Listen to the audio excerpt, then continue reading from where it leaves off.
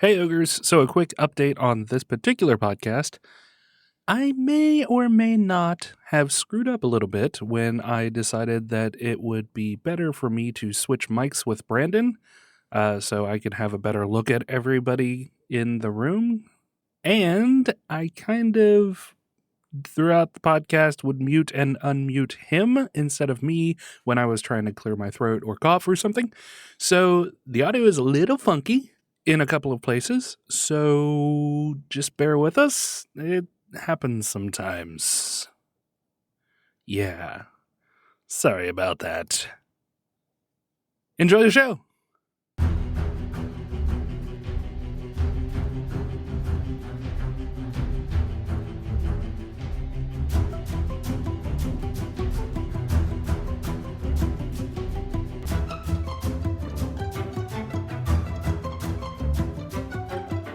Prepare yourselves for a battle of epic proportions between two titans. Feast upon their voices and revel in their words. This is Dueling Ogres.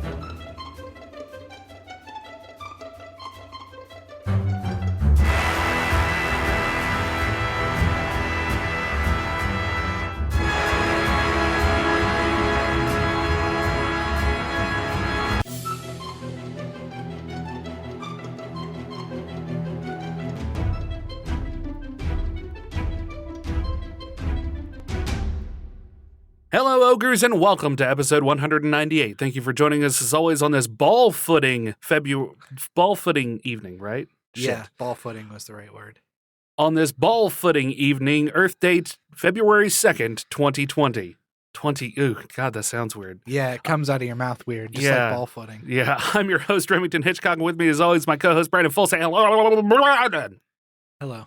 No, I said say hello. Hello. Thank you. And with us today as well, we have the illustrious Chad Good. Hey, guys. No, you have to say hello to the audience. That was good. Yeah, That was good. That was Yeah. way better than mine. Yeah. It was, well, I mean, not better than yours. No.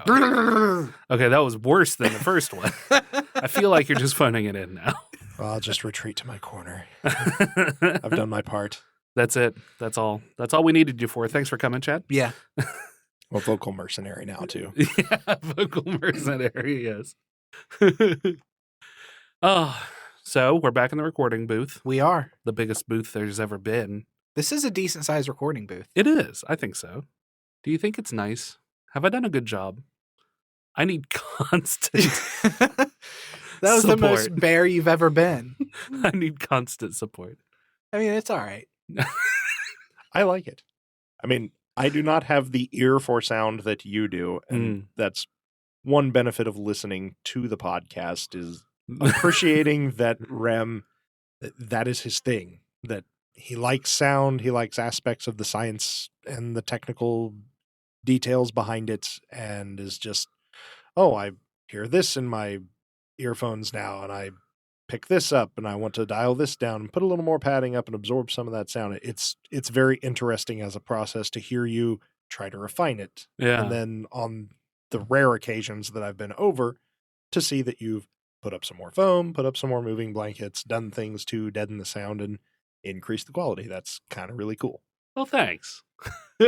Right before we proper started, I closed up the doorway because I've got a blanket that comes over the doorway and a couple of pieces of reflection foam up just because I could hear the echo from my bedroom Yeah. into here. So You have a way better ear for it than I do.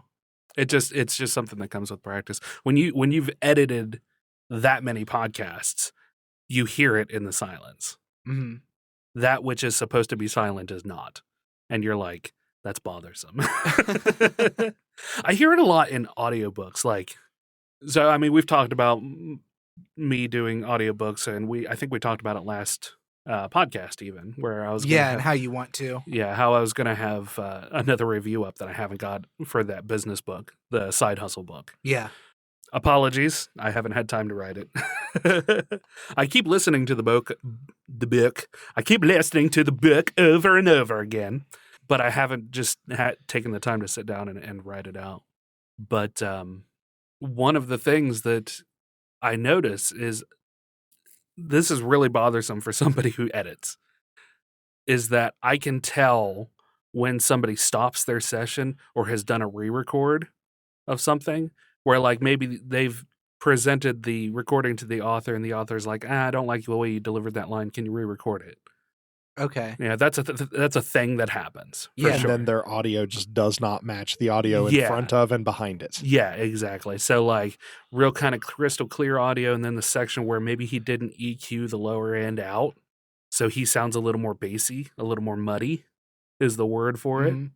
So you hear more of those lower end frequencies, and it just gives it more of a almost like a hum to it. I have picked that up on some. I definitely hear it on some podcasts. Yeah. Where a podcaster might have either a very rote recording or a pre-recorded bit to close out a podcast. Yeah. But then they'll interject with a couple of sentences as like an afterthought to say, oh, and we needed to do a shout out to this person. And you can tell it's the same person, but it sounds like it was recorded on completely different equipment Right. with different noise in the background. Yeah. And yeah. So I'll pick up on that when it's fairly egregious. Yeah. So for me, that is a thing that immediately pulls me out of whatever I'm listening to, because I'm like, that was a cut. Like that he's not in the same place that he was, or he didn't have the right IQ or EQ that he had before. And I mean, those rewrites can happen like way down the road. For sure. So like he records the whole thing, and it takes him, depending on how long the book is, maybe 15, 20 hours to record it and then come through and edit it. Or if it's a particularly long book, 15, 20 hours to record it, and then another 30, 40 hours to edit it. Mhm. Or he sends it off to another editor, one of the two. Usually if they have a different editor, someone who specializes in the sound editing, they will get it all right. But a lot of times, especially if it's like your first foyer into having somebody do an audiobook for you, not a audiobook. I'm an intelligent person, damn it. A audiobook. A audiobook.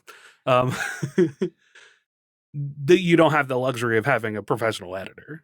Yeah. So you rely on what your ability is in the editing booth, even though you may focus on voiceover.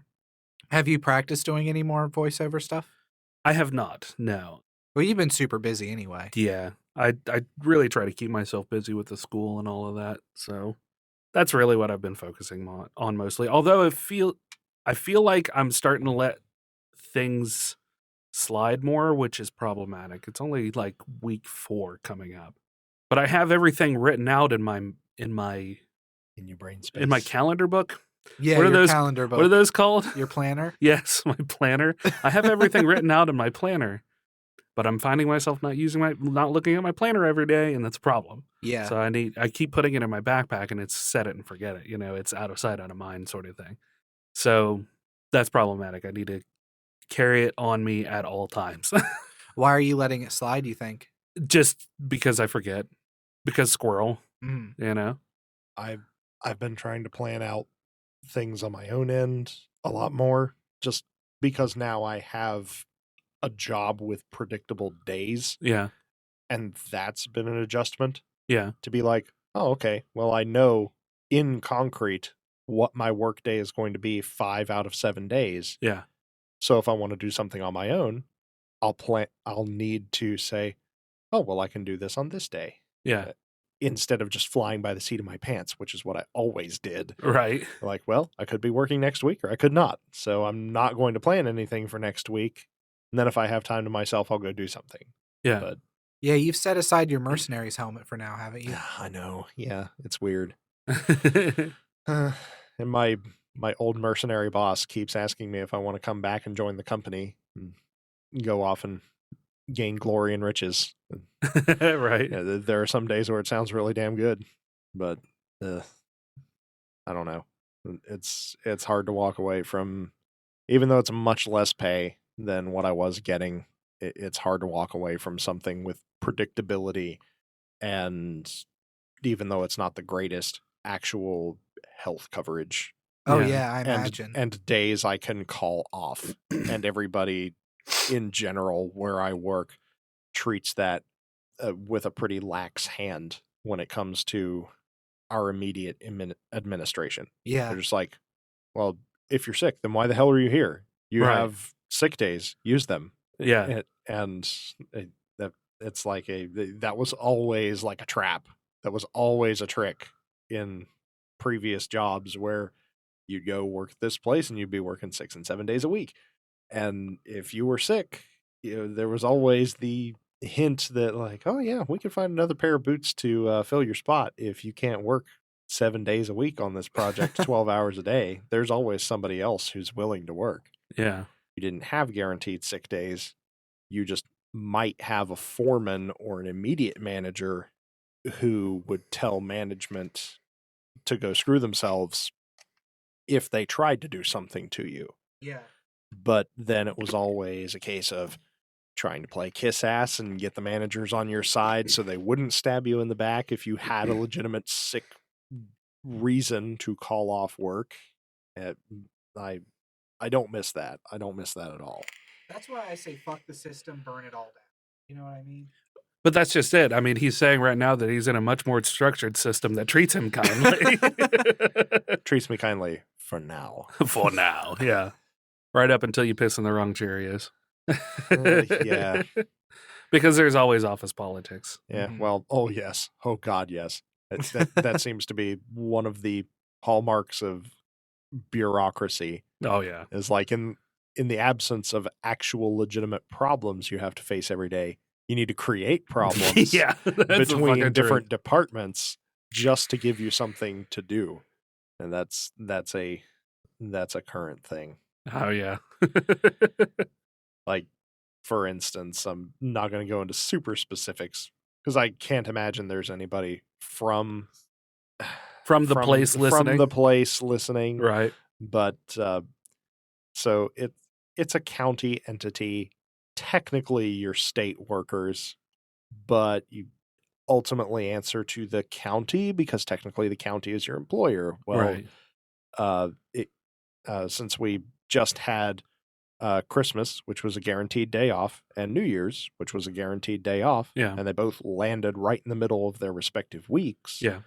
there was an announcement by the state governor that, all state employees are also going to have the day before Christmas off as a paid holiday. Right. And then the person who was head of the county employee organization said, well, we're county employees and the governor can't tell us what to do at the county level because we're not state employees, we're county employees. So he can't butt his head in here and make us do this. There was a pissing match Right. between a county supervisor and the governor of the state about whether anybody was going to get the day before Christmas off as a paid holiday. Yeah. And it was literally something that wasn't decided until the day before. Right. So what was the resolution?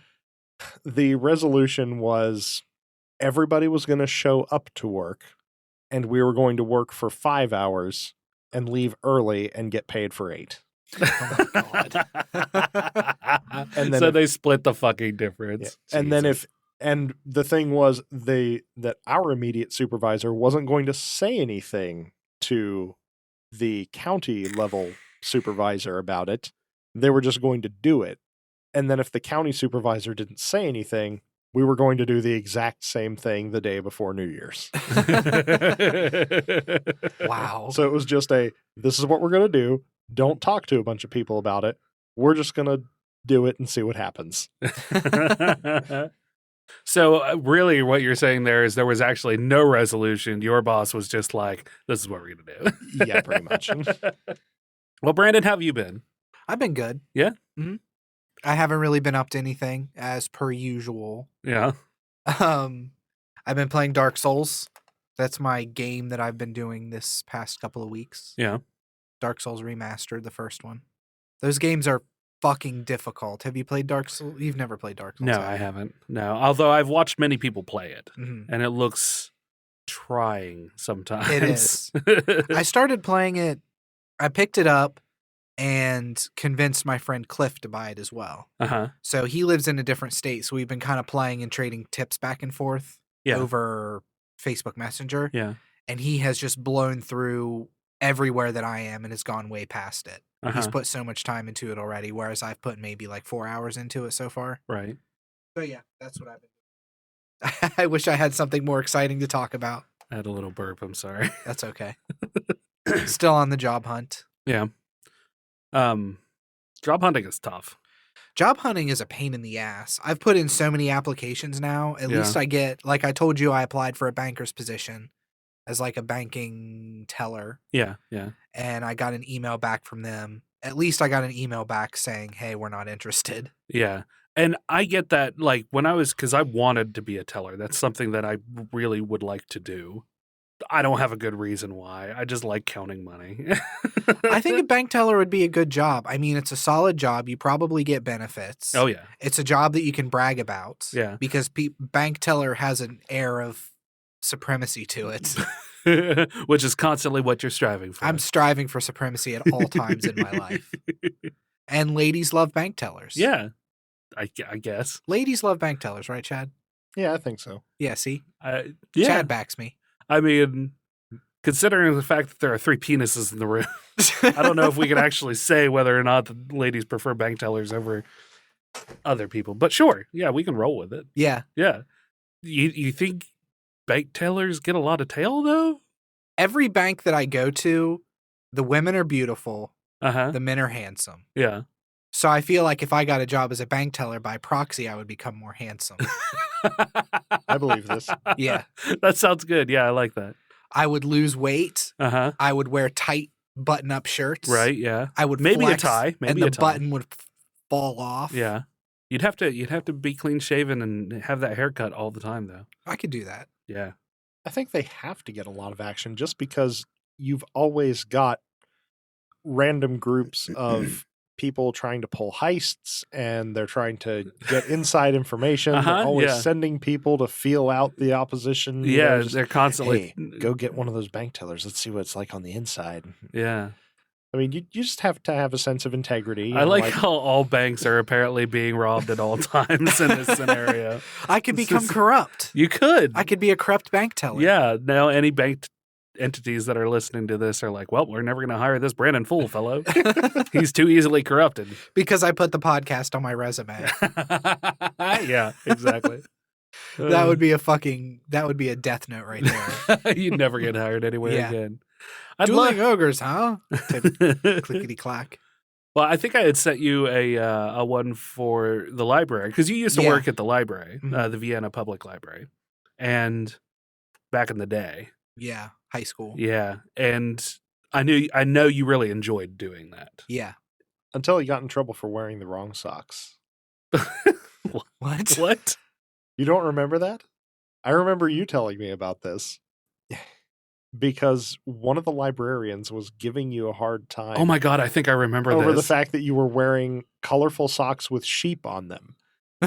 and probably two different ones, too. And you were pointing out that there's nothing about what socks you can or cannot wear in the handbook.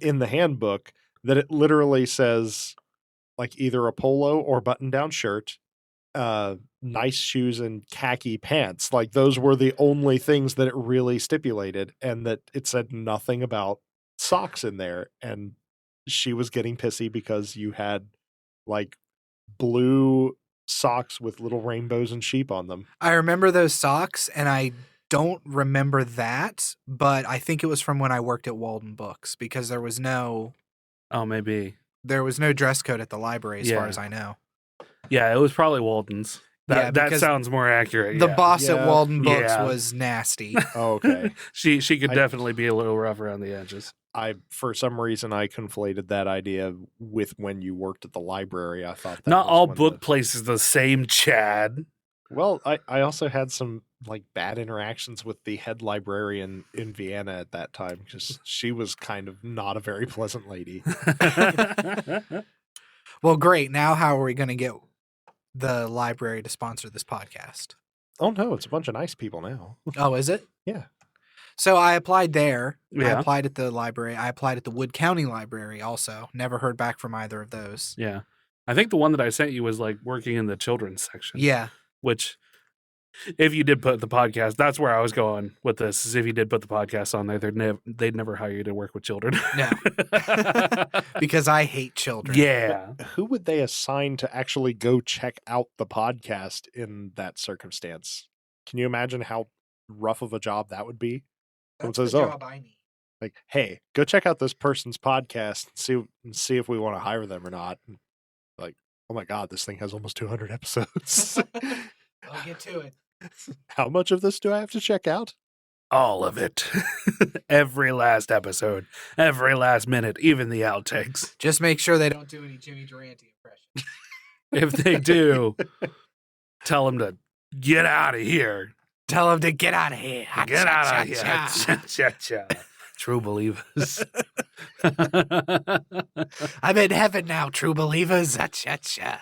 So, Chad, you said that you had taken up the mantle. We had requested at some point to, It was more of a hypothetical request. yeah, like hypothetical request to see how many times we do the Scar impression of Yes. Jeremy Irons. Jeremy Yeah, just a few episodes ago, you mentioned it. Like, I wonder, it might even have been in the outtakes. Yeah. As you just putting out there to the universe. I wonder how many times we've impersonated the great Jeremy Irons on this podcast. Yeah.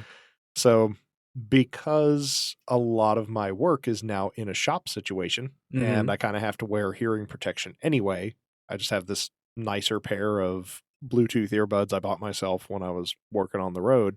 Like, I'm listening to a bunch of stuff anyway. I'll just listen back through the podcast and get caught up with all the episodes I didn't catch. Yeah. So that's been a tough little project that I set myself to go through all of those. I'm up into the 150s, almost the 160s now. So, I mean, you had, like, are you just keeping a tally in your head, or are you like, do you have like a little notebook, a little steno pad? I've got this little rat's nest of random pages that I'll make notations on. Oh my God. So yeah, I don't believe I could keep a running tally in my head. Yeah. I doubt that would be possible. Well, that's a lot of time too. Yeah. Because, 150 episodes at roughly an hour and 45 minutes a piece. That's a lot of time. Yeah. Yeah. And some of those run a little long. Some of them are a little shorter, but most of them are a little longer. Our episodes have been getting shorter, though. Have they been? Mm-hmm. They've been going like hour and 15. Yeah. Yeah, I would say your average is closer to, basically that. You've got a couple longer ones. There aren't that many of them. Yeah. See, because I'd be happy with 2-hour episodes, but I know a lot of people who listen, it hits a certain point where they're just like, this is too long. Yeah. I can't listen to it all at once. Yeah. So I think that an hour 15, roundabout, hour 15 to hour 30 is a good compromise. I think so as well. I mean, I've always been okay with like the hour 30-minute mark. Yeah. As a rule, because usually when we record, we go for 2 hours, 2 hours, 2 hours, 15 minutes, 2 hours, 30 minutes. And then that gets truncated. Yeah.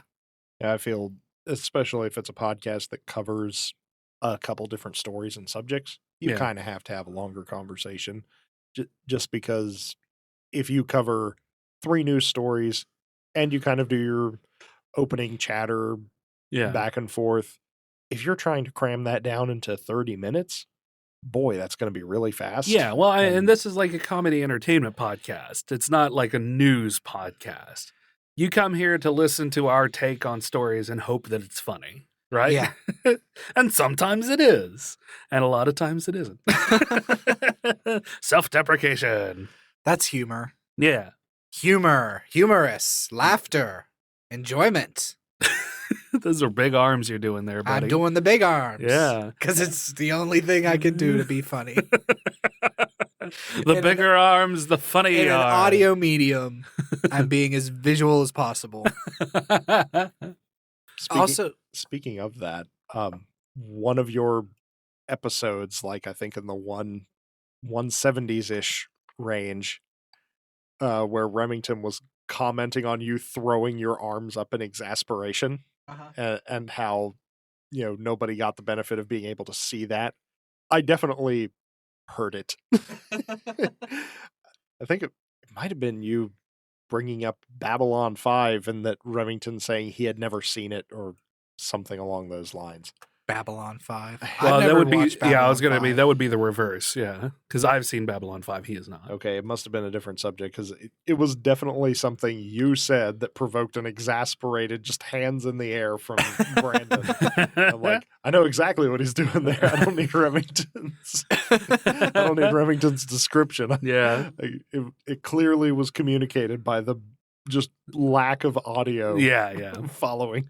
And that's what we were talking about is I've been wanting to show Brandon how to edit since I've been so busy. So we can hopefully get to have more episodes out while I'm in school because I just don't have the time to do it myself. But I was explaining to Brandon last night in group chat how I will leave in bits of silence in order to punctuate the humor of things. Because sometimes you can't just have it going constant us talking. Sometimes you make a joke and you have to have that pregnant pause because that's what makes it funny. Yes. Yeah. So yeah, we have a whole discussion about it. I know. It's good stuff. You got me all paranoid about mouth noises now. Oh, no, don't worry about it. That's all I've been thinking about this whole time. If you ever want to make a mouth noise or anything, just kind of hold up your finger and wait for me to acknowledge you and I'll mute your mic. But I don't do the mouth noises on purpose. No, but like so it's hard to like when you take a drink, if you just want to be like, this is dangerously close to you telling me what to do, right? You don't have to. Just edit it out later. Or not, because if somebody else is talking, I can't. So I feel like it's a new show dynamic that could just make your recordings that much better. What if me edit? Let's hope so, because you sure can English. That was not intentional.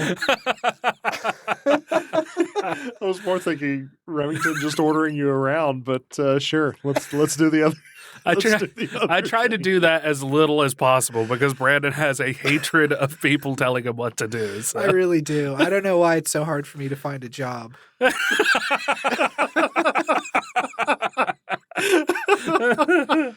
Oh, shit. So I keep telling you to go into business for yourself, but you're like, quit telling me what to do. Then he has to tell himself what to do, and that's the absolute that's the worst. Man, I hate when I tell myself things. I know the person who sets the schedule. That guy's a bastard.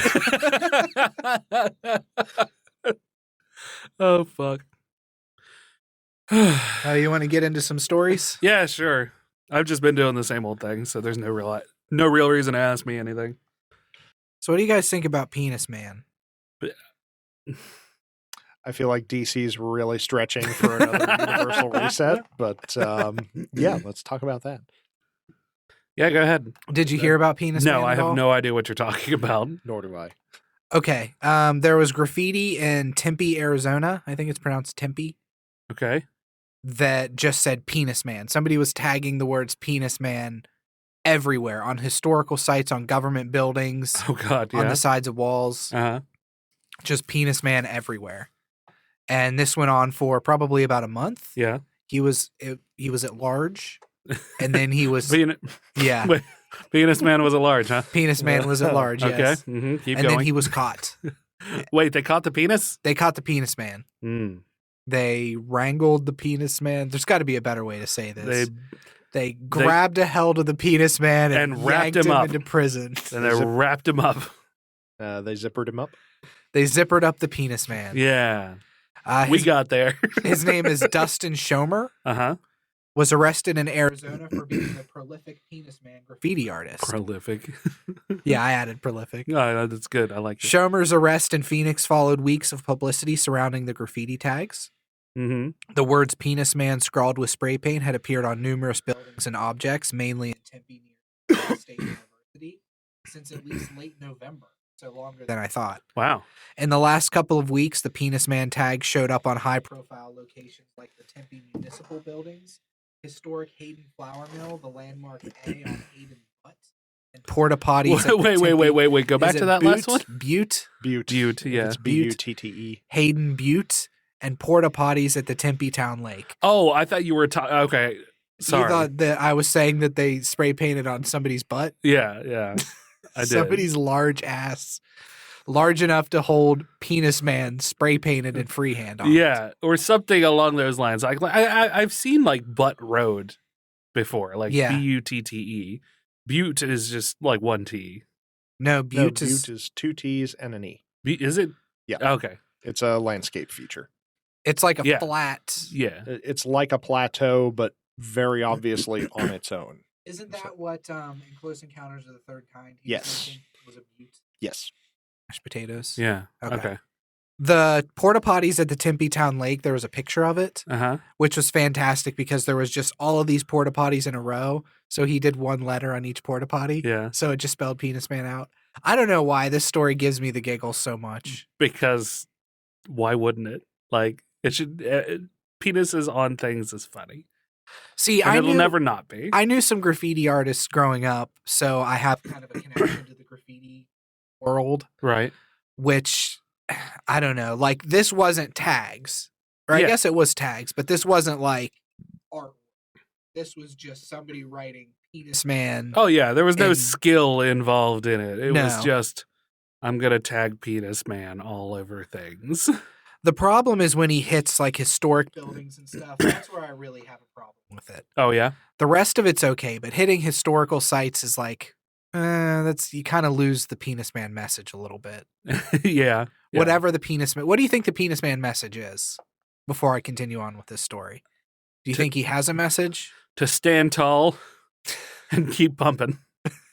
I mean, I guess you got to get up votes on Reddit somehow. I can't really think of a driving force other than that. Well, it's penis man. The only driving force you need is the man behind it. Police want Shomer, who's 38. He's 38? He's 38. Fucking Jesus Christ, dude. I just thought it'd be funny to write penis man on stuff. Grow up, you old man. Fuck. Is this what we can aspire to in 2 years? Jesus I hope Christ. so.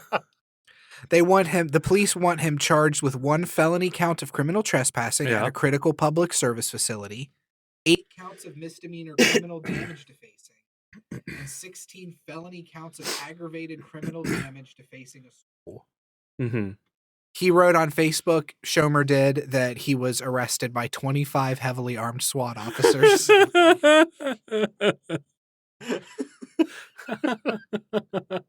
His Facebook page says he previously studied the Japanese language and literature at ASU and has also studied economic history, Japanese language at Waseda University, which is in Tokyo.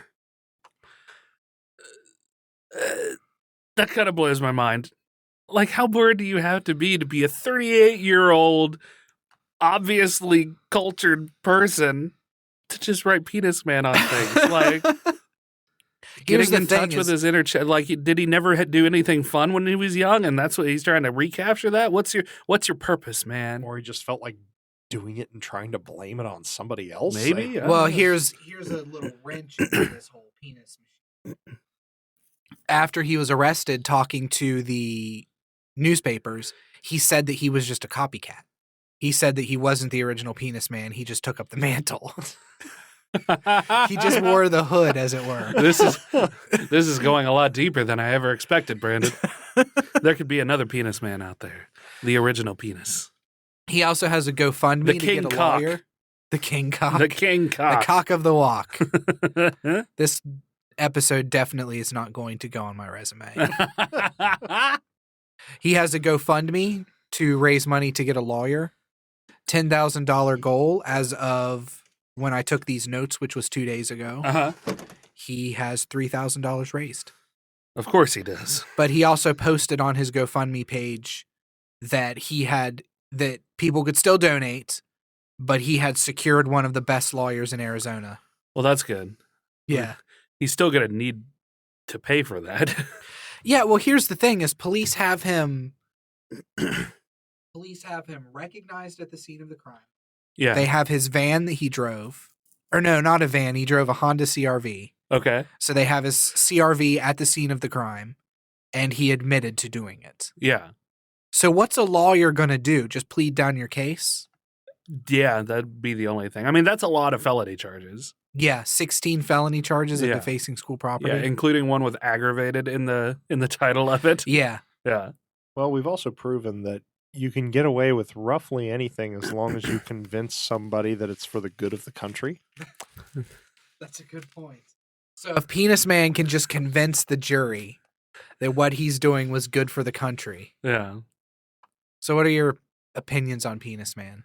I think you pretty well stated your opinion on Penis Man. I did. Like, I'm befuddled as to why a 38-year-old man who has had at least some amount of, schooling that is difficult. Like, Japanese is a hard language to learn, so. And the culture itself is difficult. So, and that's the other thing, like, you would never do that in Japan. They'd fucking cut your arms off. Wow. And I feel like if you're going to cut your arms They off would. in Japan. Yes. I don't think they're that barbaric in Japan. Listen, I don't think they're going to cut your fucking arms off. no, they're for not, but I'm spray just painting saying graffiti. that would be even more egregious of a thing to do. I'll show you a picture of Penis Man, too. Okay. What are you going to say, Chad? It just seems to me like just a really random and nonsensical thing to do. And you can say that, well, most crime is nonsensical, but at least with some crime, you can point to maybe a reason why this person was doing what they were doing. Or Yeah. like, oh, I feel horribly about how this other person has intruded on my life, and I'm going to do something to get back at them for this. And then you get in trouble for wrecking that person's car or spray painting the side of their house. This guy doesn't seem like he had a goal. Yeah. It's like, I'm going to spray this combination of words on a bunch of objects, and there's no message or anything else behind it. Yeah, it's just Penis Man. I'm not the original, Schomer said in a brief phone interview on Monday. There are hundreds of copycats with very distinct... There are hundreds of copycats with very distinctively different handwriting. Yeah. I think that he's both fucking around and trying to take the heat off of himself a little bit by saying that there are hundreds of copycats with different handwriting. Could be. Yeah, could be. Now, I have a feeling that if somebody is actually writing the word Penis Man, they're going to be copycats. Like I read this on Facebook, somebody had shared it, but this was huge news out of Arizona. Yeah. So as stuff like this gets more popular, more well-known, more people are going to jump into the fray and spray paint Penis Man. Yeah. And you know me, I love chaos. Yes, absolutely. I love a good chaos, a good chaotic story. Yeah.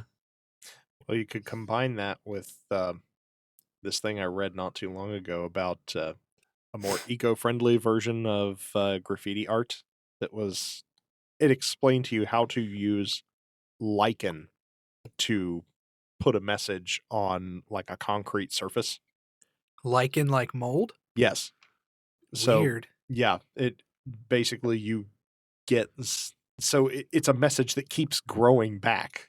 Oh, Because that's awesome. because unless they grind down the face of the concrete, they're not getting it out of the porous structure. So you could scrape it off, and then in a couple of weeks, there it is again.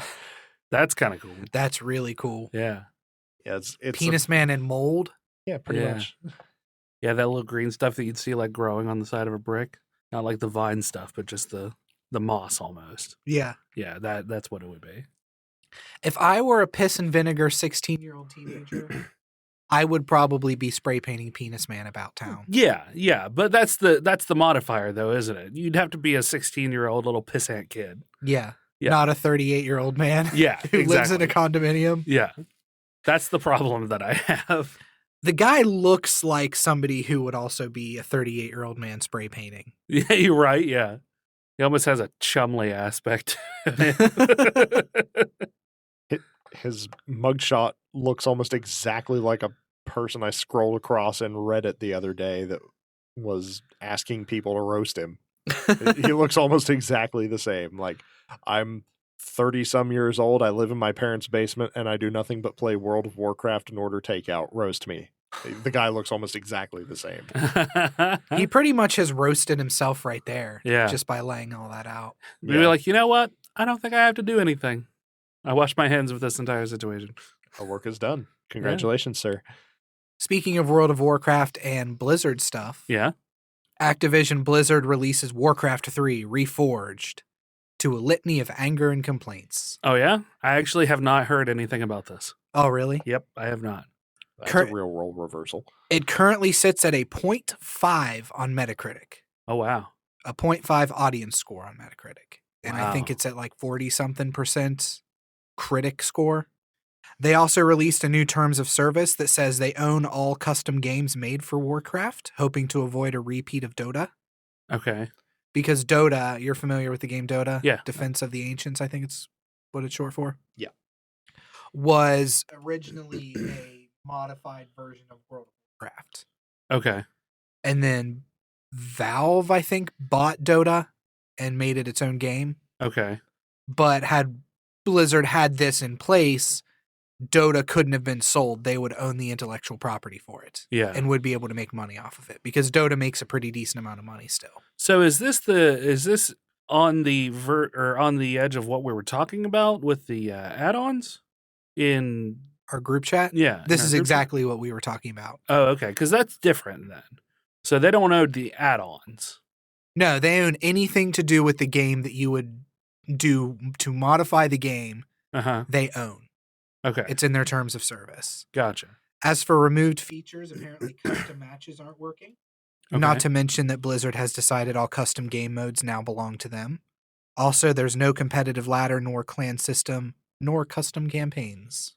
Wow. So yeah, what do you think about them owning all of the custom, anything you do for the game? What do you think about them owning all the mods and shit? Well, as far as World of Warcraft goes, specifically, all of the add-ons and stuff that you get through like Curse, which has now become Twitch because Twitch bought Curse and then Amazon bought Twitch. So now Curse is owned by Amazon. Business. It's funny. Yeah, just a big Clusterfuck of buying and selling. Yeah. I didn't sign up for Shadowrun. Right. but here we are. Yeah. All of those add-ons and stuff that they don't really modify the game. They're not modifying the game itself. They're adding certain functionality like changing the way the UI looks, Yeah. So instead of having a bunch of nameplates and stuff, you could change it to where it's just a circle head, with the avatar in there, and then you have your mana and your health on either side of it. Say, just as an example. But this isn't for World of Warcraft. This is for Warcraft. Yeah, for Yeah. Warcraft 3 Reforged. Yeah, which so was those are like two different things for sure, too. Yeah, Warcraft 3 Reforged is like a remaster / re-release. So, but that user agreement does not apply to World of Warcraft. Correct. Right. It just applies to Warcraft 3. And wasn't Warcraft 3 an RTS? Yes. Yeah. So yeah, I imagine that's just an entirely different slate of things. So I thought when we were talking about it in group chat, we were talking about the add-ons in like World of Warcraft. No. So I had a miscommunication there. Because that's the thing with add-ons is it really does kind of depend on the type of game, I don't feel like there's a lot that you could do add-on wise to a real-time strategy game that wouldn't fundamentally change like the aspect of the game. Yeah, I mean, you have custom campaigns, you have custom game modes, Yeah. stuff like that, which a lot of companies will allow those to be their own thing Yeah. and kind of let the community just run wild with mods and add-ons. Yeah. And that's the other thing is Blizzard was bit by that before. Yeah, exactly. So it does kind of make sense that they put in some protection for that. And it's their prerogative. It's their Yeah. game. Yeah.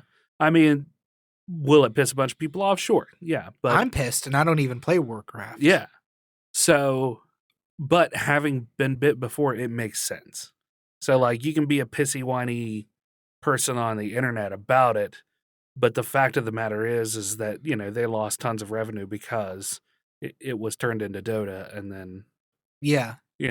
So I understand.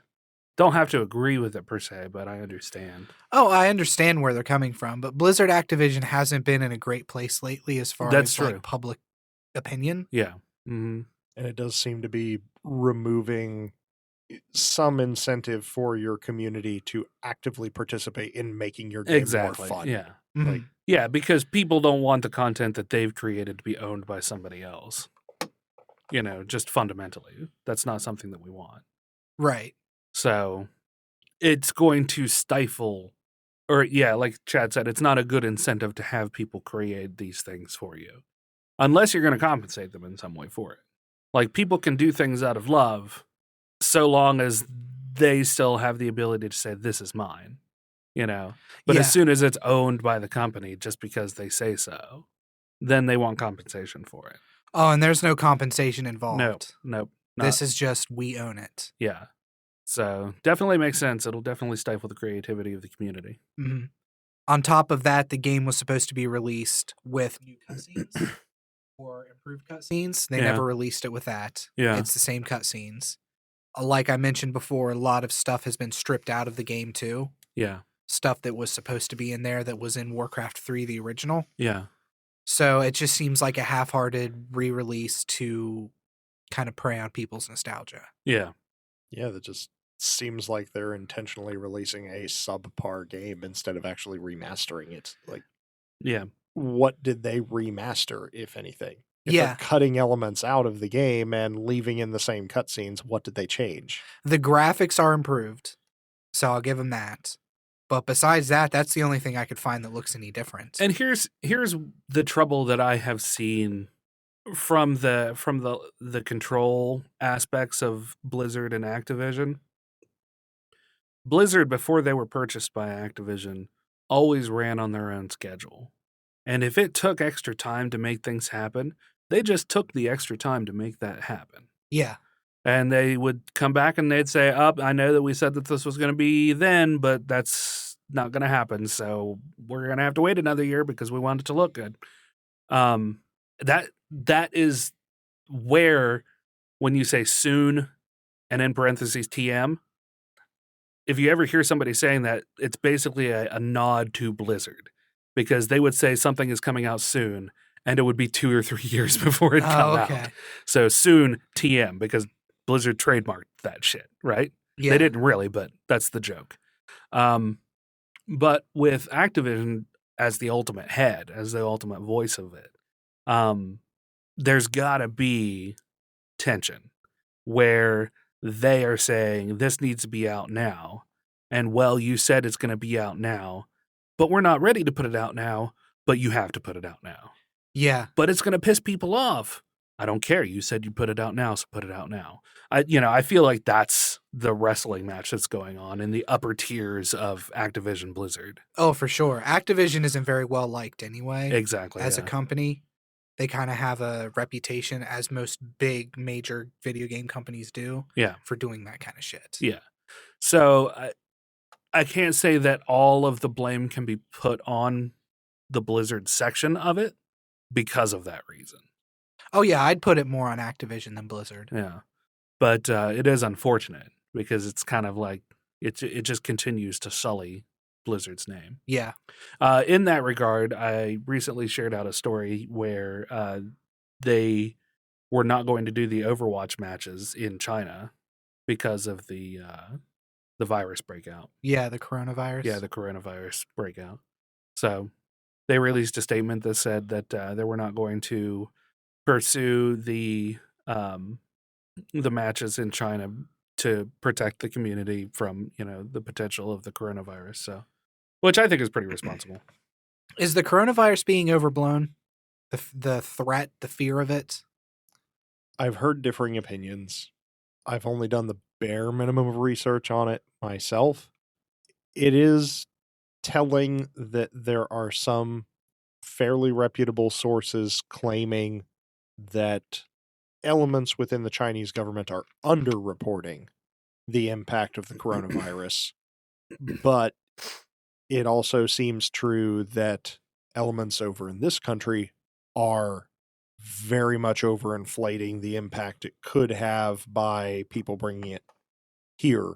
Oh, okay. And that there are health professionals saying, well, you act so damn worried about the coronavirus, but you didn't get your flu shot, and the flu kills X thousand people in this country every year.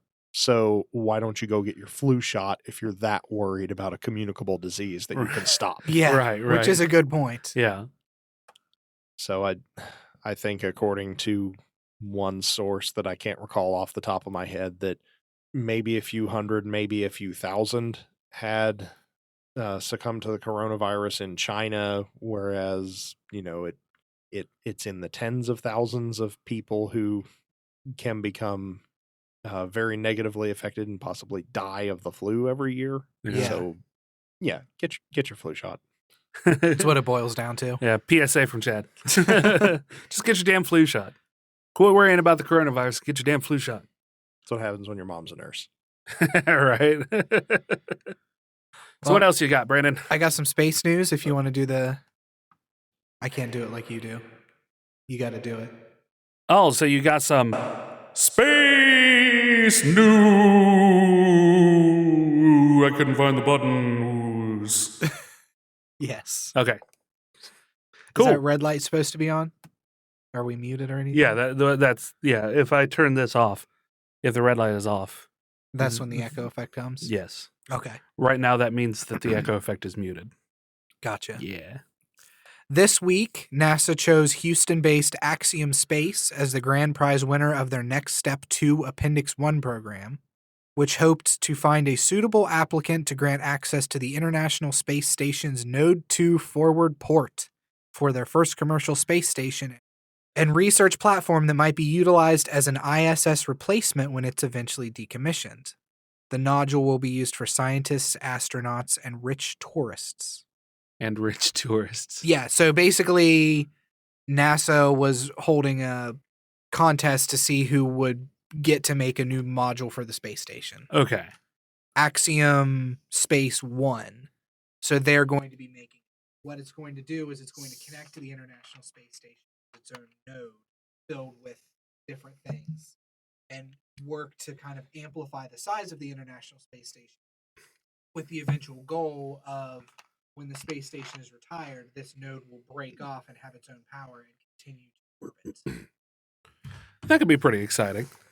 They intend on launching a special module research and manufacturing facility, crew habitat, and a large windowed Earth observatory to represent the Axiom segment of the ISS. Their ambitious new commercial platform with opportunities for a variety of potential benefits include a space hotel for the ultra-rich, will substantially increase the amount of usable and habitable square feet on the crowded ISS. Yeah. So what do you think about them monetizing space? I think it's a necessity, to be perfectly honest. NASA's funding has been cut over the years tremendously. And in order to continue efforts to explore outside of our planet, it has to be monetized. You have to have these ultra-rich people who say, I want to be a guy who went into space. And I paid $4.3 billion to make that happen. Yeah. Because space is expensive. You don't think space shouldn't be free? It's not that. I You said are I some think sort of space capitalist now. I think I said it has to be. I didn't say that I want it to be. I said it has to be. Because we still use a monetary system, the only way for people to get there is to be able to afford to get there. If you could make rocketry free for everybody, Brandon, I'd be all for that, and everybody could go to space for free. Yeah. Unfortunately, that's not the reality that we live in. It's fundamentally impossible in our current state. So It just seems weird to me that the winner of this contest put in a space hotel in with their plans. yeah. You know what I mean? It wasn't just like a research facility with a big window to see Earth. It also is going to include a space hotel. Yeah. And this will exist after the ISS has been... Well, yeah, and it almost have to be, because the ISS was put up there on taxpayer dollars Yeah. for the sole purpose of research. But since space is becoming more and more privatized, because NASA's budgets have been cut, so they can't afford to do the sciencing that they were able to before, that in order for them to continue doing so, you have to pull in these third-party people who will pay for it, but they need to get something out of it as well, because that's kind of just business 101. Like, if you want a business to help you out with something, they got to get something out of it too. Yeah. You know, that happens on a singular level too. If you help me with something, you got to get something out of it as well. Man, business school has changed you.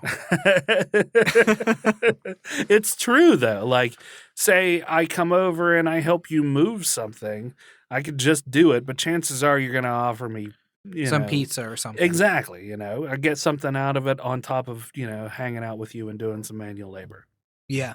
So philanthropy can only carry space exploration and research so far, because eventually you're going to run out of rich people that just have money that they want to donate to science, and they're going to want something else out of it. Yeah. So you kind of have to expand with that in mind. Like, well, we aren't getting any billionaires who just are doing it for the love of the game anymore. I guess we got to put in a space loft and get an Airbnb service up here so we can get those billionaire dollars somehow. Yeah. So you're with Remington on this, that it's a necessity to kind of monetize space? Yeah, because because space travel requires resources that can be used for other commercial interests on this planet. So if you were using a completely separate set of resources that had no terrestrial purpose and could only be used for going into space, then essentially space travel would be either very cheap or free. But because you're using rocket fuel, you're using titanium, a lot of the components that have to be built to the most demanding specifications using precious metals like gold and platinum and silver, those things have a monetary value down here on Earth. So you're constantly having to compete with other industries that want to use those materials. Mm-hmm. And if that's the case, you have to find a way to make it make money. So unfortunately, you're increasingly having to look to the private sector to do that, because governments are more and more just saying, we're going to devote less money to this now. Yeah. So it has to come from somewhere else. Okay. I agree with you. I don't agree with Remington. Even though you were both saying, I think the exact same thing. Yeah. Remington, my D20 roll was higher. Yeah, that's fair. I suggest you put more points in that next time. So where do space babes enter into this? Well, we'd have to find a planet with life. And then we'd have to find a planet with, like, intelligent life. And then they'd have to be green. Didn't Pornhub offer money to the first porn filmed in space? Like, they offered a bounty of, like, a bunch of money for the first zero-G porn. I don't know. I think they did. Did we cover that? It sounds familiar, but I don't know if we actually covered it. I think it's a pretty common story. We may have covered it before. Good Lord. Could you imagine that as a tax write-off? As soon as, space travel is privatized, so you charge it or whatever. I don't know if you have if you have a credit card with a limit that high, you probably wouldn't need it. But just like, well, this was the cost of travel to get our actors and crew up to the ISS. Here's all our protective equipment that we had to have for the journey. Here's the cost of the rocket. This is all big tax write-off. You'd have to have a semen wrangler. Oh God. With a little lasso. Yeah, just like a real fine mesh net, you don't want any of those. Yeah. Don't want any of those drips getting into the space station. I imagine that when they build the hotel part of it, that it's not going to have open machinery for liquids to get into. Oh, yeah. Because I know when I go to a hotel, 99% of the time, I'm fucking. Yeah. Yeah. Got anything else? Yeah. Okay. I have like 10 more stories. Oh, gotcha. We probably have time for maybe, two. We're at an hour and a half, so it just kind of depends. An hour and a half minus all our pauses? Yeah. No, an hour and a half right now of recording. We usually record, like I said, for about 2 hours. Okay. So, did you hear the sad news about Mr. Peanut? It's on my list over here, but I didn't actually take a look at it. Mr. Peanut was killed. He was killed? Yes. Mr. Peanut was murdered. In a Thresher accident? Was he No. turned into peanut butter? No, he. From the best that I can recall, did you see the commercial, Chad? I did not. I know it exists. I haven't really read up on it, so that this is the details are going to be news to me. To give a quick recap of what the commercial in quotes is, because it was just tweeted by by Planters, I guess it is. Okay.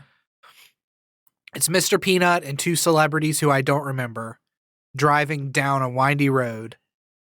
They get thrown out of the car somehow, and they're all hanging onto a root coming out of the side of a cliff. And Mr. Peanut is at the end holding on with his cane. And one of the celebrities is about to jump, and they're arguing over who's going to drop because the root is about to snap. And then Mr. Peanut gives a knowing look, like he knows what he has to do, and he lets go and plummets down into the cliff. So you see him plummet down and hit where the car is. And then one of the guys goes, "He could still be okay, right?" And then the car just fucking explodes. Oh, God. Okay, so we're going to watch it while it's going. So we just watched the commercial as reported on by click on Detroit Local 4 WDIV News if you want to watch a good solid clip with the commercial itself and then some good commentary, including tweets from different brands. Go check that out because it's pretty good. It's a lot of groaners for sure. So they were going to do the funeral during the Super Bowl. Yeah. Well, they pulled out. Oh, really? Mm-hmm. That's a bummer. Because of the death of Kobe Bryant. Oh, yeah. They thought it was, or said that it was not the time for it. Yeah. So they've completely suspended the campaign entirely and haven't said when they'll start it up again or what they're going to do moving forward. I think that's a good decision. Yeah, because there definitely would have been people who would have been like, "Ooh, it's poor form and following the Kobe Bryant thing," you know. Yeah, to have the funeral during the Super Bowl during the third quarter after Kobe Bryant's death. Yeah, I could see that being a little. Yeah. I mean, it doesn't really tie together except for the fact that, you know, a fictional character passed away versus a real person in a tragic accident. Yeah. You know? Speaking with MSN before the commercial was pulled, group creative director at Planters agency VaynerMedia, Mike Parentazzi, said the idea to kill off Mr. Peanut was inspired by Tony Stark's death in Avengers Endgame. We started talking about how the internet treats when someone dies. Specifically, we were thinking about fictional characters like when Iron Man died.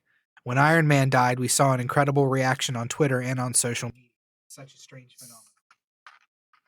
Is it, though? Is it that strange of a phenomenon? No, I don't think so. I mean, it just gives people something to talk about, and now we have a way for people to come together on, you know, a beloved character's death. Yeah, we all know that it's not real, but it's fun to comment on. Yeah. You know? And I feel like it's a bit of a different setting comparing the culmination of a series of movies to just a mascot that has existed in one form or another over 100 years. Yeah. I mean, on one hand, it's very much a narrative-driven story that's leading up to an emotional payoff and a character sacrificing themselves, whereas this is trying to get across the same sort of emotional pathos in a minute and a half. Right. So to try to compare the two seems a bit of a stretch, but yeah. You can see where they're going for it, though. It's a lot more tongue-in-cheek, though, and I think that's how it's supposed to be. Yeah. Yeah. At least it doesn't seem like they're trying to play it off 100% serious, right? Which would definitely be weird. The choice of actors is weird. Yeah, who was the other guy? It was Wesley Snipes, and the other guy I recognized, but I can't put my finger on He's who a he is. comedian. He's done a lot of like secondary roles and stuff. I don't know if he's had like a primary role in anything. He's usually a support character, usually comedic effect, that sort of thing. I can't remember what his name is off the top of my head. I'd have to look it up. And I think Chad's doing that right now. So Yeah, And this is definitely something that's happened because I've been listening to previous episodes of the show, and when the two of you start asking like, "Oh yeah, what was that guy in?" I don't know. Let's it just sometimes it's things I can answer right off the top of my head, yeah. and I'm just kind of saying under my breath like, "It's so and so, and they were in this. You know exactly who this is." Our memories are shite, Chad. Yeah. Straight shite. I blame my 20s. I blame always having a terrible memory. I can't remember anything. I don't even remember my name half the time. I'm pretty sure my mom's name is just Mom. Legal and otherwise. Done. It's a trash can right over here. Okay, I'm bringing up his IMDb. His name's Matt Walsh. Yeah. He has the same birthday I do. Oh, neat. October 13th. Huh. Yeah, I've definitely seen him in things before. Let's bring up exactly what he was in. He's been a long-running character on Veep. Don't know what that is. With it's a comedy show. I think it's like comedy, sometimes drama. Like Julia Louis-Dreyfus plays the vice president. Yeah. Oh, okay. I know of it. I've just never seen It's it. supposed to be really good. Trying to find things I think we all three might have seen him in. And it's like you were saying, he does seem to play a lot of secondary roles. Yeah. His IMDb is probably pretty. I mean, he's been active. He's got 151 credits. Yeah, he's been active for many years. So yeah, anyway, he's been through Reno 911. He's been in 5 episodes of that. So he's been in a lot of stuff. Yeah. So is Mr. Peanut, does he carry as much weight as Iron Man does? Well, no, because he's a legume. Remington, Yes. you know what I meant. You know goddamn well what I meant. No, he doesn't. But I mean, like I said, it's supposed to be a tongue-in-cheek thing. It's funny that they were trying to like recapture some sort of Iron Man clout, but I think everybody involved knew that wasn't going to be the thing that happened. You know? Yeah. Just a funny nod. It's trending though. I mean, it got to the point where we're talking about it. Oh yeah, for sure. And if it hits the news where we're talking about it, yeah, then it's pretty big news. Yes, it's a major highlight because everything we say is very important. Is that from his background? It is. It's from his IMDb. It was his 3rd role ever, and now I just really want to know what the hell this movie's about. What was it? 1994, Abe Lincoln Sex Alien. I like the one underneath that too. Brain Warp the Baby Eater. Oh man, we got to get him on the show and ask him about this. Abe Lincoln Sex Alien. Did you see anything about the Dolittle movie? It doesn't even have a plot on IMDb. Why do you need a plot? It asks me, do you want to be the first to add the plot? No, nobody wants to be the first to add that plot. Oh God, there's like no thumbnail pictures of barely any of the cast. It's like top billed cast. They only have 3 people actually put their face on it. Nobody else has a profile picture. All right. What was the question again? I forgot. Hold on, Whether Mr. Peanut's death carried as much impact. No, we moved on. Oh, okay. We moved on, Chad. You were stuck in IMDb. Hey, you can watch it on YouTube. Oh, nice. Did you look up at the fucking Abe Lincoln one? Yeah. Okay. Must not be that sexy. Are we still talking about the death of Mr. Peanut, though? No. Oh, okay. We moved on. Did you have something to say? Because yeah, I mean, you can. We can fix it in post. That's the whole point of having post. What was your take on? What was your take on it, Chad? Are you sure Brandon's going to fix it? maybe. Well, I was thinking that maybe the whole death of Mr. Peanut answered a question I had, because I've been in and out of the Magic the Gathering community for a while. Yeah. And I've been practicing my segues, Uh-huh. tertiarily related. Okay. But I noticed that For the record, if you call out your segue, it's not a segue anymore. Well, darn. Fix it in post, right? So, if you know the lore of Magic is going back to Theros, Yeah. and the whole theme is beyond death. So maybe this could be a spoiler alert, but I know there's a very shadowy new planeswalker called Monsieur Legume that's supposedly come out of the realm of death in Theros. So maybe this It's like a crossover Oh thing. my Yeah, god. I think so. That would be genius. That would be true marketing at its finest right there. That'd be fucking hilarious. I would love that. Like, they're really keeping it under wraps. I don't even know what this planeswalker's abilities are yet. Speaking of things that died, have you seen Dolittle or heard anything about it? The Robert Downey Jr. movie that bombed in theaters. See, and that's just it. I didn't Theatres. know that it bombed. I hadn't been keeping up. It looked interesting. I wanted to watch it, but you're Yeah. saying that it was not good. It bombed in theaters. No, I don't know why we became terribly French. Because all of he a said sudden. Monsieur earlier. Oh, okay, fair enough. So it was on my mind. And then Gotcha. it became, you play off of me. Yeah, I did. It was on my mind. And then you were just like, oh, we're going French now. Okay, Let's I do guess it. we are going French now. Let us go there. We will go all the way.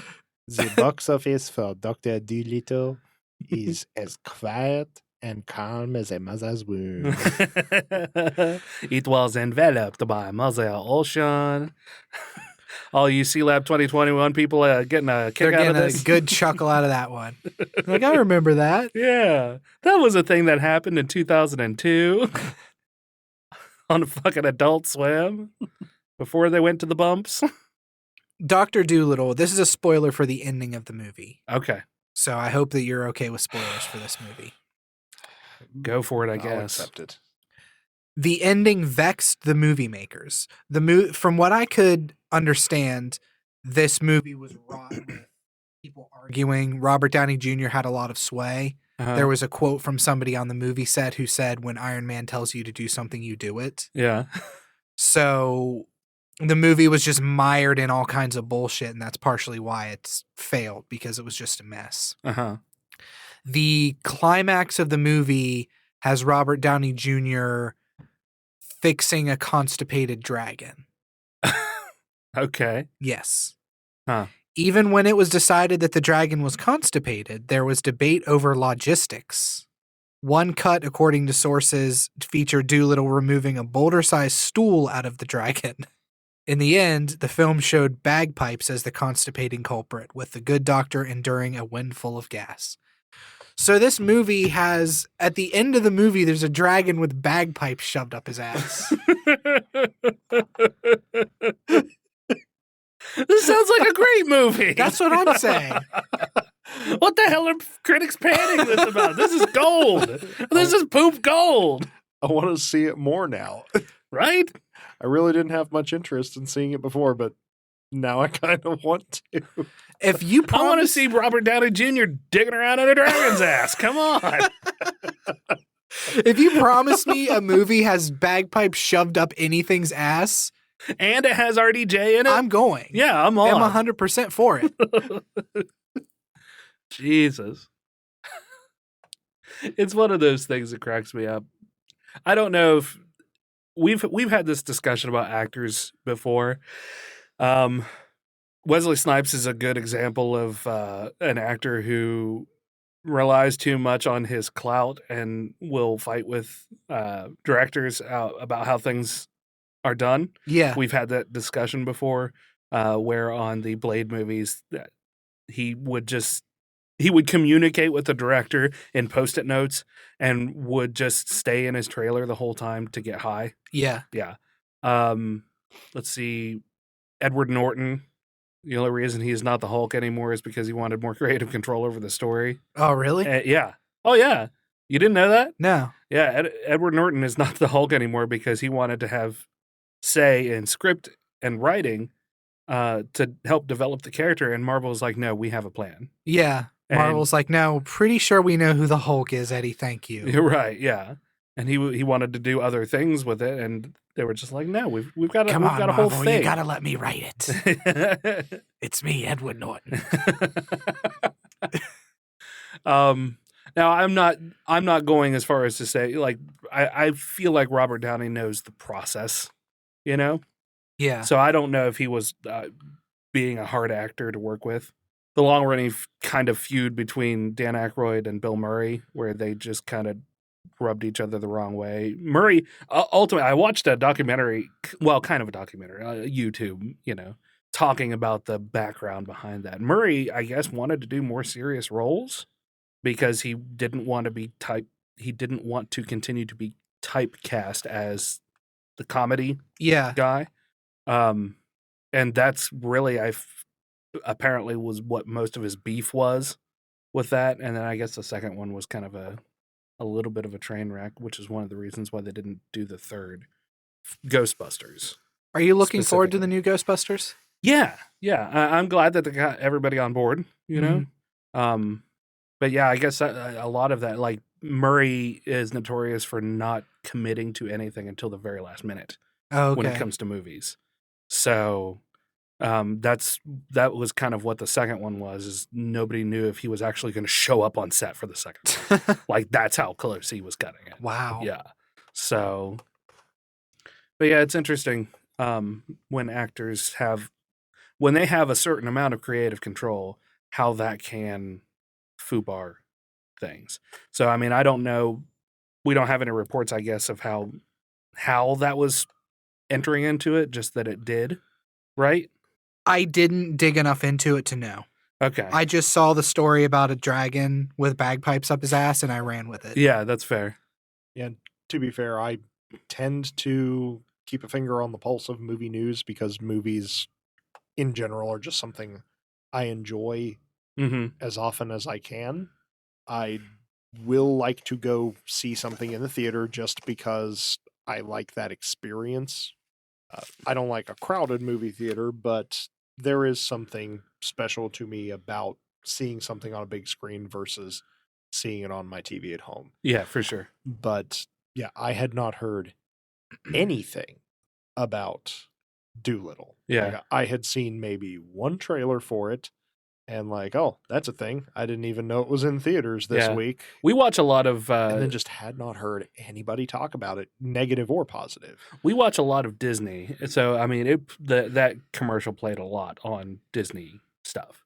I don't know if it was an actual Disney movie, but... I think it would have to be, because wasn't the original a Disney property? Yeah, I think so. It was Universal that put out Dolittle. Oh, was it Universal? Okay. But either way, I'm pretty sure I saw a lot of... Or maybe it was Cartoon Network, because we have both of those up frequently. Yeah, you do. On our television. Go ahead. On holiday weekend, RDJ's Dolittle made just $29.5 million over the 4-day period and only an additional $17 million internationally. It cost a jaw-dropping $175 million to make. Oh, geez. So it hasn't even made half. Universal is expected to lose about $100 million on the movie. Yeah. Wow. Downey's performance in Dolittle was... This is from GQ. Downey's performance in Dolittle was widely criticized, especially his accent, which seemed to drift uneasily from a tortured stab at something vaguely Welsh to an unintentional Jamaican timbre. Still, it feels unfair to put all of the blame for Doolittle's disastrous reception at Downey's feet. Yeah. Sounds like it's just a slightly different disaster than the first one that came out.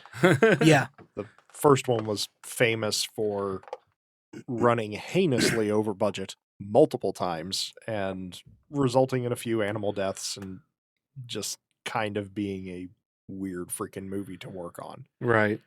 Sometimes you got to break a few animals. I heard Gretel and Hansel is not being received well either. The Hansel and Gretel horror take. Why would you need to do a horror take on Hansel and Gretel? I mean, I guess it is kind of a horror story. Well, it is 100% a horror story. Yeah, that looks interesting to me. I thought it looked interesting, but apparently it's getting panned really bad. Huh. Yeah. I don't know anything about it, though. I've heard some like cautiously positive talk about it. Oh, really? But I haven't really seen anybody panning it. Hmm. I do want to see it because I like when somebody attempts to tell a Grimm's fairy tale in an actual Grimm's fairy tale fashion and scare you with it instead of try to turn it into the last stab that a major studio took at the Hansel and Gretel story with Jeremy Renner and trying to make it a Van Helsing Yeah. esque thing. Like I thought that was garbage. Yeah. It's definitely a spectacle. Making one of the plot points that your grown-up Hansel is a diabetic because of all the all the sugar that the witch made him eat as a kid. It's a pretty weird plot point. Oh, geez. Like, we need to kill some witches. Whoop. Someone's gone hypoglycemic. I'll just hit my last two stories real fast, and then we Okay. can do our ending here. Yep, for sure. There's a new Animal Crossing themed Switch coming out in March. Cool. A lot of people are super excited about that. Yeah, Animal Crossing was a big deal. Animal Crossing New Horizons, which is going to be a tropical themed Animal Crossing. Huh. You have your own island that you start on. That's cool. So this new Switch is like a kind of baby blue with some engravings or not engravings, embossings, some words. I don't know. Yeah, words. some kind of design. Some kind of words. design things. Yeah. There was rumors that Nintendo Switch was going to release a new Switch Pro. According to Nintendo President Shintaro Furukawa, in a corporate management policy briefing, Nintendo currently has no plans to expand the hardware line with a more powerful version of the system. So there's no new powerful Switch coming like a Switch Pro or anything like that. Also, PlayStation 4 outsells original PlayStation in units sold. So the PlayStation 4 has sold 106 million to date. Yep. Versus the original PlayStation's 103 million. Yep. The highest selling is the PlayStation 2 at 159 million, followed by the Nintendo DS at 154 million, and then Game Boy Color at 119 million. Xbox One, which is my console of choice, Right. sits at the very bottom of the list with 41 million sold, being beaten out by the Switch, which has sold 42 million. I would say that that's blasphemy, but I mean, it makes sense. Yeah. Yeah. Xbox isn't really popular overseas. Yeah. It's just an American thing. Yeah. So, yeah, that's all my stories. Well, thanks for that little recap on the gaming world, Brandon. You're welcome. You're a real peach. I'm a real piece of peaches. Yeah. I'm going to put my thumb in that pie. Peach pie, peach cobbler. Just take a big bite out of my cobbler. Take it a Rick and Morty style ending on this. I'm not the ice cream scoop, am I? Oh, that was nice. I liked it. Get ready to dig in there, Chad. So if you have any questions or comments or you'd like to hear yourself on air, you can call us at 978 DU-OGRES. That's 978-386-4737. You can also reach us on Twitter at Dueling Ogres. Email us at duelingogres@gmail.com or leave a comment on the Facebook page. Brandon, you said you were going to bring up the comments and catch them all up, right? Ba-boom, I got him. Damn, you are good. You are on fire today. Ah, I appreciate everything you do. thanks, man. You're welcome. Friendship's great. Yeah, it is. Our first comment is from Josh Halls, Okay, who says, Tyrannosaurus Brandon killed me. This episode got me through work today. that's good. Thank you, Josh. Yeah. Josh and Joel do a podcast called Middle-Aged and Mediocre. Oh, okay. I know that they were doing one for a while and then it kind of fell off. And They do a podcast called Middle-Aged and Mediocre. I would highly recommend checking it out. They discuss murders. They do short-form episodes, so their episodes are about an hour. okay, Definitely worth checking out. I've been enjoying them a lot. cool. So go give them a listen. We also got a comment from Jordan Lowe of the Kapow, the Pop Cultured podcast fame. Our mortal enemies. Our mortal enemies, longtime lover, Yeah. Jordan Lowe, who says, I feel kind of bad about how many birds I've smashed lately looking for new episodes. But to be fair, their blood is kind of on your hands. Yeah. Man, if you didn't listen to the podcast, some of these comments are like, what the fuck are they talking about? So in the last one, we wrapped up by saying you can find a podcast anywhere, as we usually do. And Brandon said even inside of birds, Yes. which is where that joke comes from. You're caught up, audience. They know the joke. They heard it. There's like They 5 listen. people listening to us.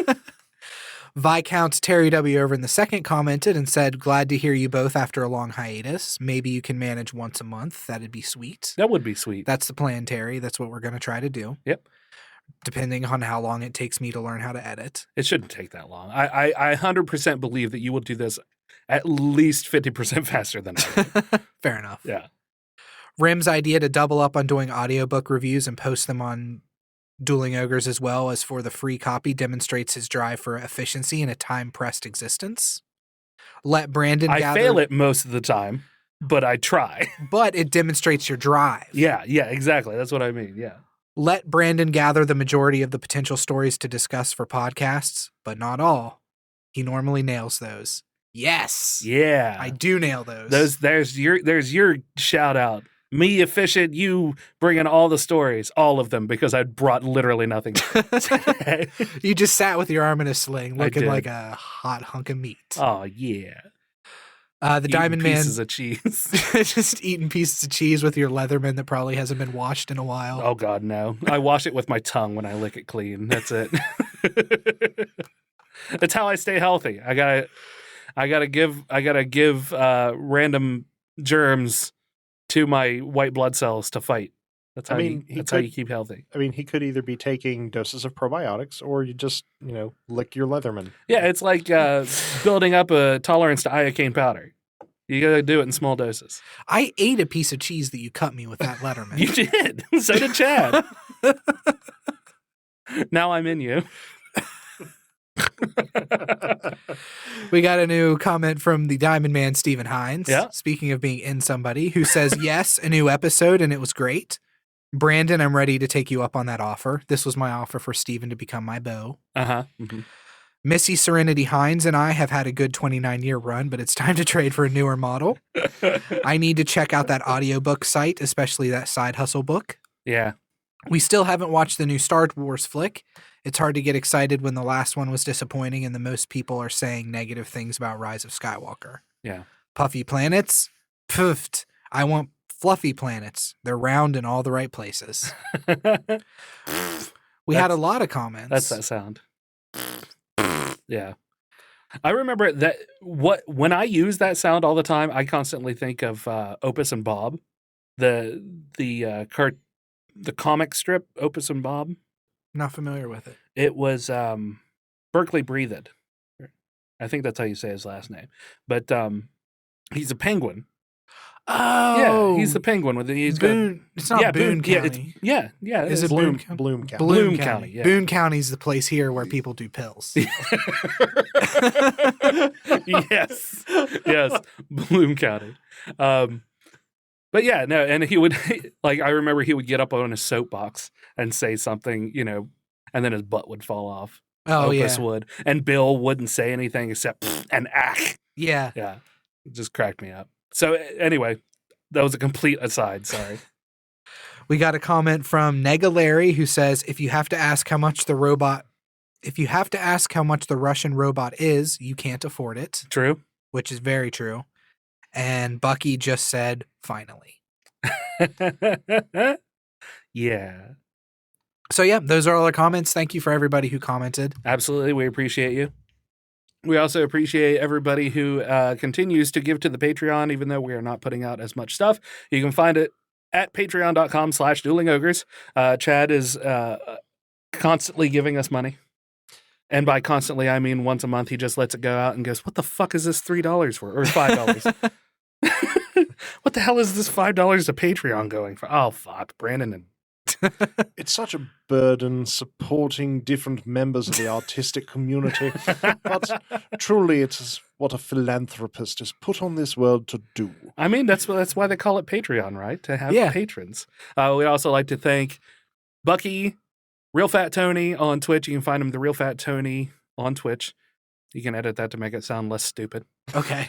Or I'll leave it in and make you sound stupid. That's fine, too. Got Heavy No More as well on Twitch. You can look him up at Heavy No More. In fact, I have helped Heavy with his stream, doing some elements and stuff for it. I think I showed you, Brandon, the Bald. Yeah. Yeah. It's an opening. It's his stream opener, and it mimics the Universal logo entry, but he's bald, and that's kind of his shtick. So it's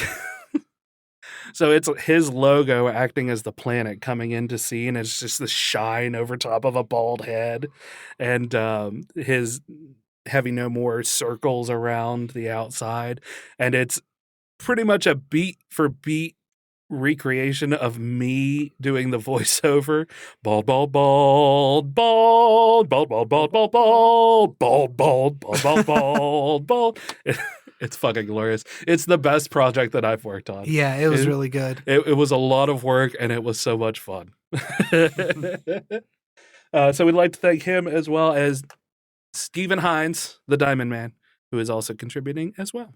Awesome. Yeah. So yeah, thank you to everybody who does. Thank you so much for that. That you don't know how helpful that is. It really is. Even if it's, I know we don't have a lot to offer as far as like patron rewards goes. Yeah. But just you being there is wonderful. So we appreciate it. Also, we never heard any feedback back on our Mystery Science Theater style YouTube video that we did. Yeah. The Zontar thing. So if you watched that, let us know. If you liked it or if you didn't like it even, just let us know. Yeah, to be fair, I haven't actually checked to see if there were any YouTube comments on it, but there's that. There's not. I checked recently. Okay. I was going to say, usually I'll get a notification on my phone if there's comments or anything, but It is on my list. I haven't sat down to watch it yet. curses! I'm looking forward to it, though. It turned out, I will say, pretty well. Our problem was we kind of died off in the last half because we started to actually watch the movie. So we didn't make as many comments about it, but overall, I think it turned out pretty well. Oh, the thing we're mocking has started to grab our attention. Yeah, exactly. Let's not miss any plot points. Yeah, so far it's had 16 views and 1 like. I liked it. Then you're the one. So yeah, go check that out because it has a copyright claim on it. That means it's edgy. Even though it's supposed to be a public, what was it? Public domain. Public domain movie. The movie itself is public domain, but apparently the fucking music inside of it wasn't. Yeah. Fucking stuff. Yeah. Oh, also, thanks for coming on, Chad.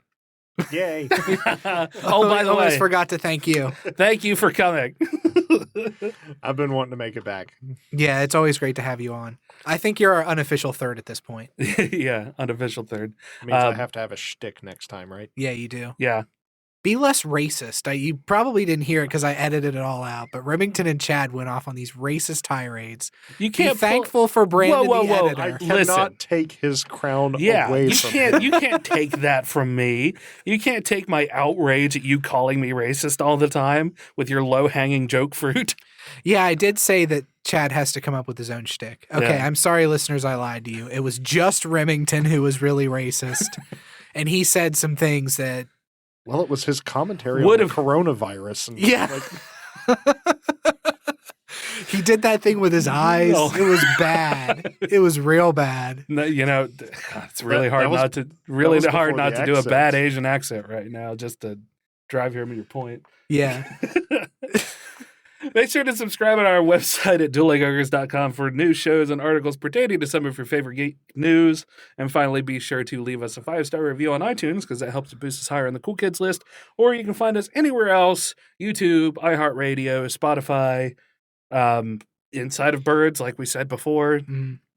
What do you listen to us on, Chad? Beluga Whales. I listen to you on Spotify, Okay. which See? was one of the major reasons I switched from Pandora to Spotify. For podcasts? Yep. Or And for also us. because you weren't on Pandora. I was going to say, Fucking Pandora. We tried too. yeah, we tried multiple times. I do it every 2 or 3 months when I remember to try and get us on Pandora's fucking podcast bullshit. Yeah, before that I was just going to your official website and trying to scroll through all of that's why I hadn't listened to a lot of your back catalog, was because it was such a pain in the ass to scroll. It is kind of a pain in the backward ass to find them and past find all the episodes. past episodes. Well, and that's just it. I mean, if you click on the episodes list, they're all right there. There's on the next page over, I think it says episodes. And then I even have that subcategorized into interviews. Yeah, you do. So I go on the website sometimes just to Yes. click around, read old articles and stuff. Yeah. And it would just give me It's- grief because I'm trying to pull it up on my mobile phone Yeah. and listen to it at work. And Yeah. so trying to scroll back to the beginning of the episode It's very difficult, And yeah. then half the time they wouldn't play. And then I just ditched Pandora and tried Spotify. I'm like, oh, hey, this is much easier. Yeah, for sure. It is. Yeah. If you just need a quick entry, you can even go to the homepage. I have a new link up now through the what is that fucking app that I was touting for a while? I can't remember. The one that doesn't exist anymore? Or- No. The one that you took down, which is kind of what I'd been recently listening to on the podcast. The one that he took down? What do you mean? It was it was kind of a newer service you were putting yourselves on, and then it collapsed. Oh, yeah. Yeah. Remington was helping them develop it, too. Yeah. Well, and by helping, I mean they reached out to me once. Follow along, or I can't remember the name of the Yeah, service. I don't remember. This one's called Radio Public. This was the Oh, most yeah, that's recent right. one, yeah. Through Radio Public on the website, I have a where you can listen to the most recent episode right there on the homepage. So Okay. if you're not using a podcatcher app, or you're not watching on YouTube or listening on YouTube, or any of the other things, you can just go right to the front page. It's right there, and listen to the most recent episode. And then if you want to scroll through, you can deal with, because it is a bit of a pain. I need a mobile page where it's just a tiny little, just the episode name, to where it'd be easier to scroll through instead of having like the blocks, Yeah. you know? I think that would be probably better. I don't know how to do that though. I don't know. So we'll play with it. Yeah. Just Sometime wiggle it around. in the next couple of years, maybe I'll get that work. It would also be kind of neat to have like a greatest hits list, like the 10 best episodes, That would which I really should have been. I might come up with a few when I'm going back through my notes just to tally the voices. yeah. But That would be great for our listeners to do. Like, I feel dirty picking my own greatest hits, you know? My favorite episode is the one that starts with me talking about Bulbasaur. I think the episode is called "It All Started with a Lonely Little Bulbasaur," Yeah. because I talk about my frontier fiction, which Uh-huh. is my fiction I'm writing about you living in a trailer park growing up, wearing a coonskin cap to school, and Right. you're just so incredulous. You're like, "I didn't live in a trailer, Brandon." Like you're so irritated by it. It cracks me up. It's probably my favorite episode. when he launches That's a into good his one. explanation of how not a trailer it was. Yeah. I also recently listened to the episode on cuss words again. Yeah. So it was a really good episode. Yeah. I talk a fuck ton in it. That was the Adderall or Vyvanse days for sure, because I'm like running off at the mouth. But it's one I'd recommend checking out. So go back into our back catalog. I can't remember which episode it is. Yeah. Episode it's- 17 maybe? Yeah, it's one of the really early Mhm. ones for sure. It's called Wordy Dirds. Yeah. That would be kind of fun to just prompt your listeners out there to say, hey, submit what you think were your favorite episodes, and let's see if we can narrow it down to 10. Yeah, Yeah. that'd be cool. Yeah, for Be sure. kind of cool to do by, like, say, by your 200th episode. So in 6 months. I Right? was going to be charitable and say 5. You got time. You got time. I'm good. I'm in school for this whole year. Yeah. I even have to take some summer classes. So that's all that. We kind of had a weird little go off on a tangent thing. Yeah. So until next week, ogres, keep your clubs blunt. And your tusks sharp. Good night. That's all that. That's all that. Fucking Amanda Bynes up in here. It's all that.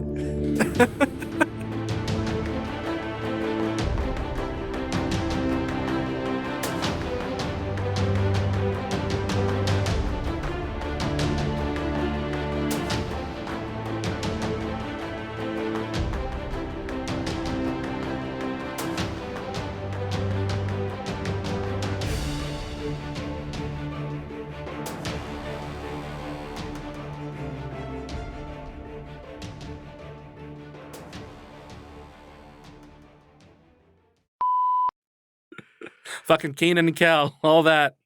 You know, Keenan is the longest running SNL alumni now. Oh, really? Mhm. That's awesome.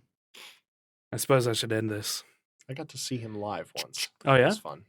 Yeah. End it. Finish him. Gotta find my mouse. There it is. Oh, So yeah. hard using a mouse with a left hand. I thought you were left-handed. I am, but You You- use a mouse right-handed? you have to. Yeah, they're all designed for righties. There was a brief They're all time. designed for whiteys, Remington? Fuck you. Come on. They, No, he even got the Asian accent in there.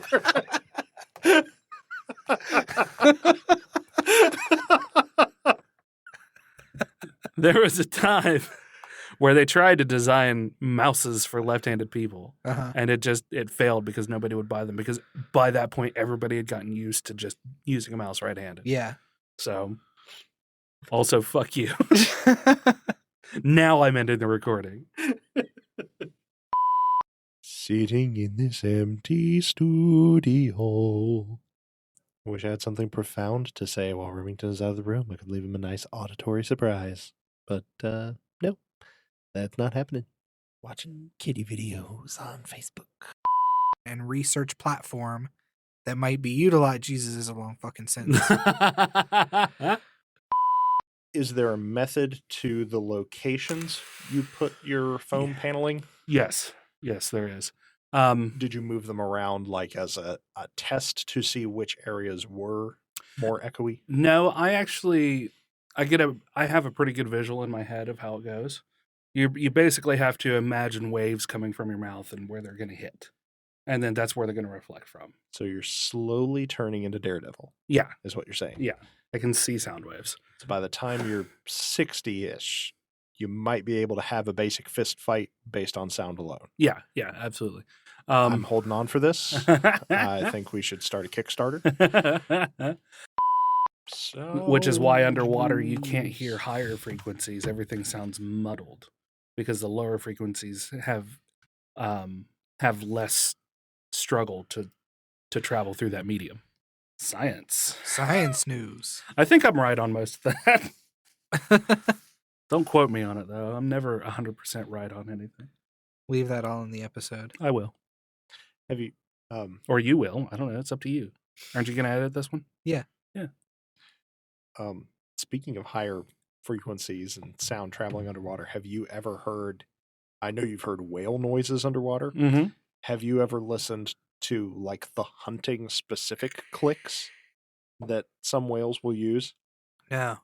I have heard of them, but I haven't heard of them in a long enough time that I wouldn't know what I'd be listening to. So have you ever had like a pane of single pane glass and snapped it? Mm-hmm. Like instead of hearing the traditional shattering glass and tinkling sounds of glass bits falling everywhere, just that singular crystalline snap of a pane. It's almost like that. Yeah. Specifically sperm whales. There's like this, they completely change which tones they use when they hunt.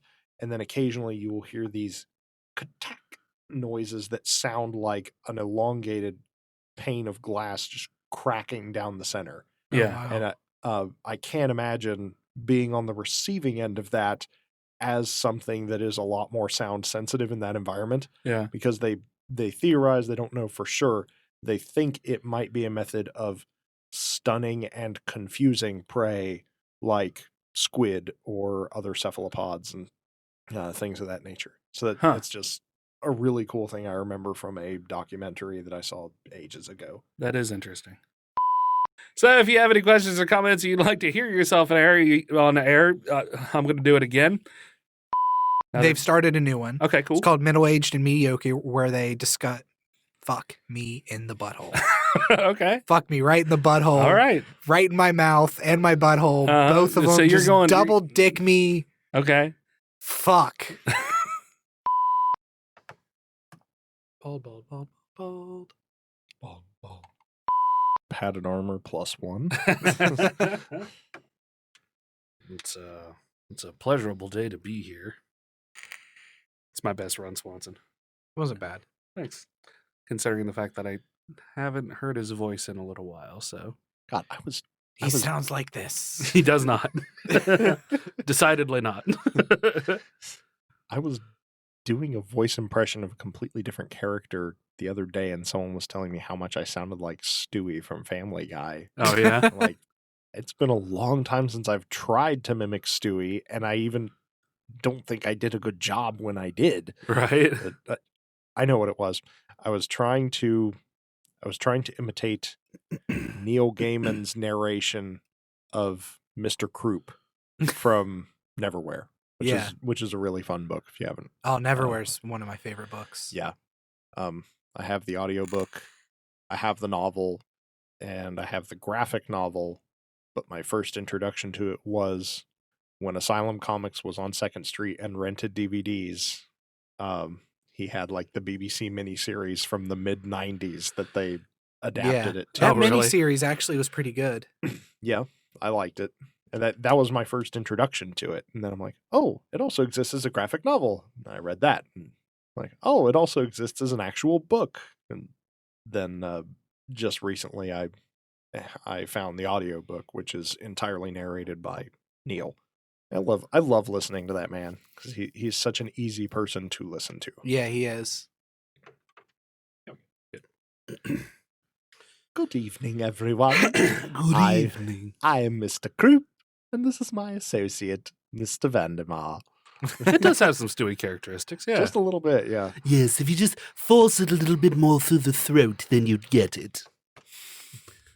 The Mr. Croup is a lot more nasally Yes, in comparison. indeed. Maybe a little higher pitch. I always kind of pictured him a little bit as Remington. Mr. Croup. Yeah, just a little bit. I could see that.